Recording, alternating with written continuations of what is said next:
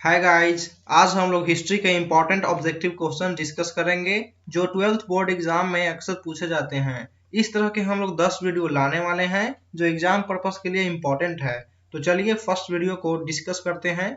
तो आपका first question है, सिंधु सभ्यता का कौन सा स्थल मृतकों का टीला कहा जाता है? ऑप्शन है चाहुद्रो, हड़प्पा, मोहनजोदड़ो, कालीबंगा। तो फर्स्ट का हो जाएगा ऑप्शन नंबर सी, यानी कि मोहनजोदड़ो।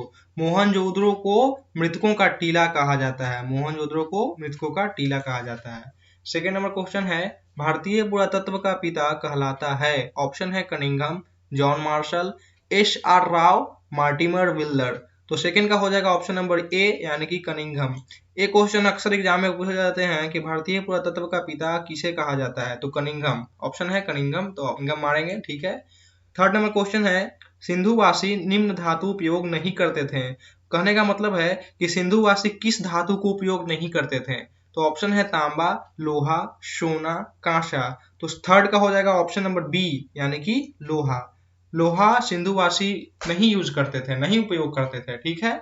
आगे बढ़ते हैं। तो आपका 4 नंबर क्वेश्चन है, सिंधु सभ्यता नर्तकी की मूर्ति कहाँ से मिली है? सिंधु सभ्यता में नर्तकी की मूर्ति कहाँ से मिली है क्वेश्चन है। तो ऑप्शन है मोहनजोदड़ो, कोटदीजी, हड़प्पा, राखीगढ़ी। तो 4 का हो जाएगा ए, मतलब मोहनजोदड़ो। मोहनजोदड़ो से नर्तकी की मूर्ति मिली है, नर्तकी की मूर्ति मिली है, ठीक है। 5 नंबर क्वेश्चन है, किसने भारत में सर्वप्रथम स्वर्ण सिक्के जारी की? ऑप्शन है मौर्य, हिंदू यूनानी, कुषाण, गुप्त। तो 5 का हो जाएगा ऑप्शन नंबर बी, यानी कि हिंद यूनानी। हिंद यूनानी ने भारत में सर्वप्रथम स्वर्ण सिक्के जारी किए थे, ठीक है। 6 नंबर क्वेश्चन है, शक संवत का आरंभ किसने किया? शक संवत का आरंभ किसने किया? ऑप्शन है मिनांडर, रुद्रादमन, गोंदो फर्निस, कनिष्क। तो 6 का हो जाएगा ऑप्शन नंबर डी, यानी कि कनिष्क। कनिष्क हो जाएगा, ठीक है। आगे बढ़ते हैं। तो 7 नंबर क्वेश्चन है आपका, किसने भूमि अनुदान की प्रथा आरंभ की? ऑप्शन है कुषाण, सातवाहन, गुप्त, मौर्य। तो 7 का हो जाएगा ऑप्शन नंबर बी, यानी कि सातवाहन। सातवाहन ने भूमि अनुदान की प्रथा आरंभ की थी, ठीक है। भूमि अनुदान की प्रथा आरंभ की थी। 8 नंबर क्वेश्चन है, मनुस्मृति की रचना काल है? मतलब मनुस्मृति का रचना काल पूछता है कि कब से कब रचा गया मनुस्मृति। ऑप्शन है 200 ईसा पूर्व से 200 ईस्वी, 300 ईसा पूर्व से 100 ईस्वी, 100 ईसा पूर्व से 200 ईस्वी, या कोई नहीं। तो 8 का हो जाएगा ऑप्शन नंबर ए, यानी कि 200 ईसा पूर्व से 200 ईस्वी, ठीक है। मनुस्मृति का ये रचना काल है, 200 ईसा पूर्व से 200 ईस्वी। आगे बढ़ते हैं। तो 9 नंबर आपका क्वेश्चन है, मृक्ष कटिकम रचना है? मतलब मृक्ष कटिकम को किसने रचा है? ऑप्शन है कालिदास की, शूद्रक की, आर्यभट्ट की, अमर सिंह की। तो 9 का हो जाएगा ऑप्शन नंबर बी, यानी कि शूद्रक की। मतलब मृक्ष कटिकम शूद्रक की रचना है, ठीक है। आगे बढ़ते हैं। तो 10 नंबर आपका क्वेश्चन है, चैत्य क्या है? मतलब चैत्य का क्या अर्थ है, ठीक है। तो ऑप्शन है घर, पाठशाला, गौशाला, पूजा स्थल। तो 10 का हो जाएगा ऑप्शन नंबर डी, यानी कि पूजा स्थल। मतलब चैत्य का अर्थ है पूजा स्थल, ठीक है, पूजा स्थल। आगे बढ़ते हैं। तो 11 नंबर क्वेश्चन है आपका, 12 अंग संबंधित है? मतलब 12 अंग किससे संबंधित है? ऑप्शन है बौद्ध धर्म से, जैन धर्म से, ब्राह्मण धर्म से, किसी से नहीं। तो 11 का हो जाएगा ऑप्शन नंबर बी, यानी कि जैन धर्म से। जैन धर्म से 12 अंग संबंधित है, 12 अंग संबंधित है, ठीक है। आगे बढ़ते हैं। तो 12 नंबर आपका क्वेश्चन है, संगम साहित्य की रचना हुई? ऑप्शन है उत्तर भारत में, मध्य भारत में, दक्षिण भारत में, पूर्वी भारत में। तो 12 का हो जाएगा ऑप्शन नंबर सी, यानी कि दक्षिण भारत में। दक्षिण भारत में ही संगम साहित्य की रचना हुई थी, संगम साहित्य की रचना हुई थी। आगे बढ़ते हैं। तो सातवाहनों का सबसे महान शासक कौन थे? मतलब पूछता है कि सातवाहन में सबसे महान शासक कौन थे? ऑप्शन है सिमुक, कृष्ण, गौतमी पुत्र सातकर्णी, सातकर्णी प्रथम। तो 13 का हो जाएगा ऑप्शन नंबर सी, मतलब गौतमी पुत्र सातकर्णी। मतलब ये सातवाहनों में से सबसे महान शासक था गौतमी पुत्र सातकर्णी, ठीक है। आगे बढ़ते हैं। तो 14 नंबर आपका क्वेश्चन है, अकबरनामा की रचना किसने की? मतलब अकबरनामा का रचनाकार पूछता है। तो ऑप्शन है अमीर खुसरो, अल बरूनी, इब्न बतूता, अबुल फजल। तो अकबरनामा को अबुल फजल ने रचा है, अबुल फजल, ठीक है, अबुल फजल ने। आगे बढ़ते हैं। तो 15 नंबर आपका क्वेश्चन है, अकबर का वित्त मंत्री कौन था? तो ये आप भी जानते होंगे कि वित्त मंत्री कौन था। टोडरमल हो जाएगा। कहाँ है ऑप्शन? स नंबर है, तो टोडरमल हो जाएगा। 15 का ऑप्शन नंबर स, टोडरमल हो जाएगा, ठीक है। आगे बढ़ते हैं। तो 16 नंबर आपका क्वेश्चन है, मुगल कालीन चित्रकला किसके काल में चरमोत्कर्ष पर पहुंची? ऑप्शन है हुमायूं, अकबर, जहांगीर, शाहजहां। तो 16 का हो जाएगा ऑप्शन नंबर स, यानी कि जहांगीर। मतलब जहांगीर के समय में मुगल कालीन चित्रकला जो है चरमोत्कर्ष पर पहुंची है, चित्रकला चरमोत्कर्ष पर पहुंची है। ठीक है, आगे बढ़ते हैं। तो 70 नंबर क्वेश्चन है, लाडली बेगम किसकी पुत्री थी? ऑप्शन है नूरजहां, मुमताज, अस्मा बेगम, जहां आरा। तो 17 का हो जाएगा ऑप्शन नंबर अ, यानी कि नूरजहां। ठीक है, लाडली बेगम नूरजहां की पुत्री थी। आगे बढ़ते हैं।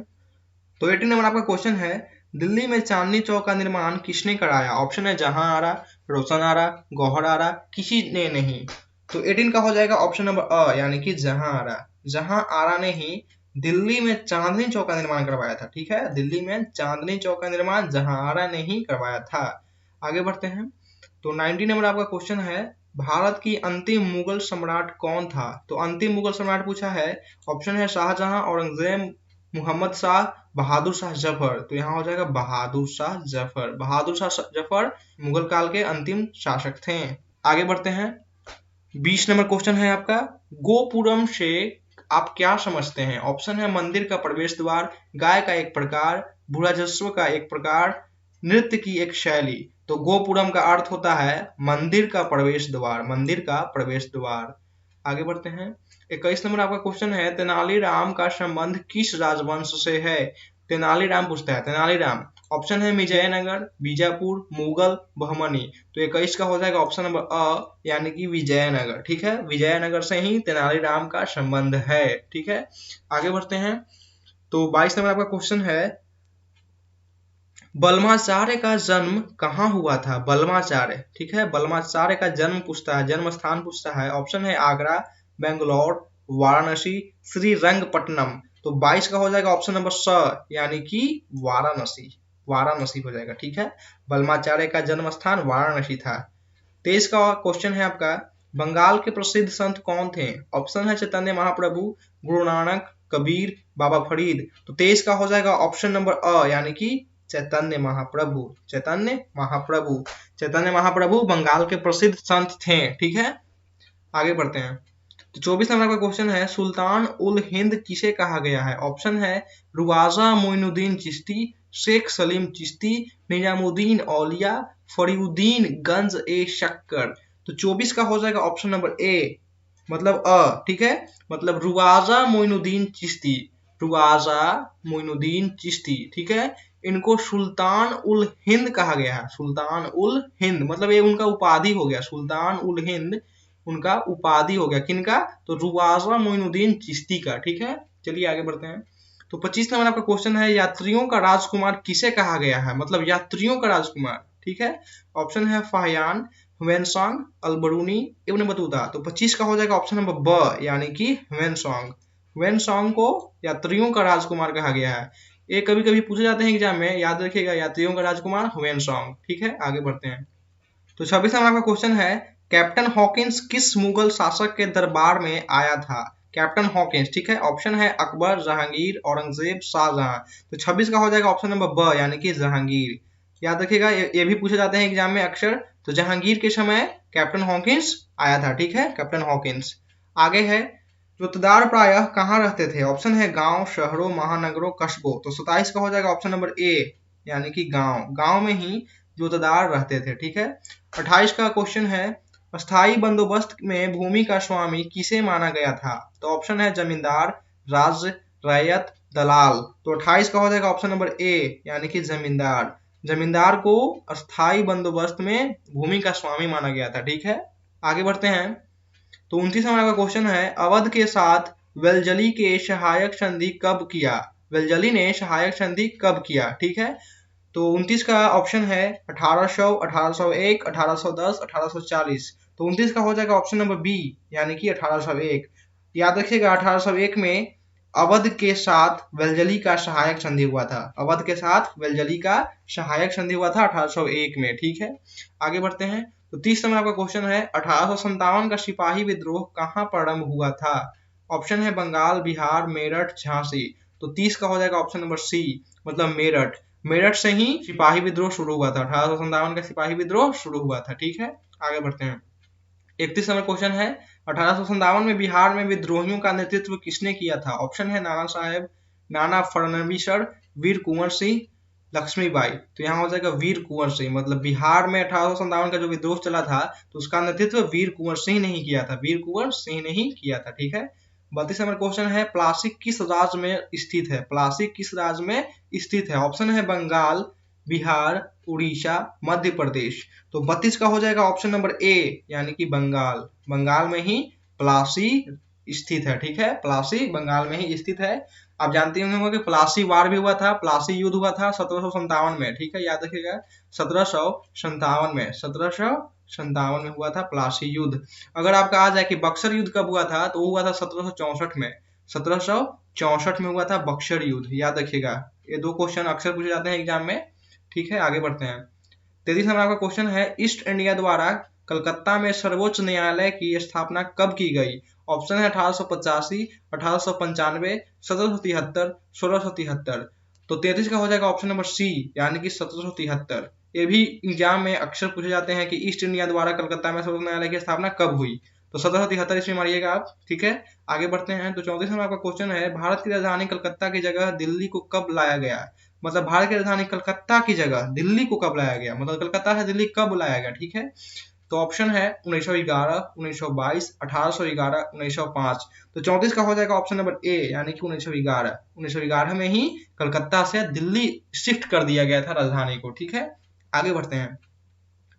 तो 35 नंबर आपका क्वेश्चन है, भारत में जनगणना कब से प्रारंभ किया गया? ऑप्शन है 1872, 1881, 1891, 1901। तो यहाँ हो जाएगा 1872, क्योंकि 1872 में भारत में जनगणना शुरू हो गई थी, लेकिन ये पूर्ण रूप से नहीं की गई थी।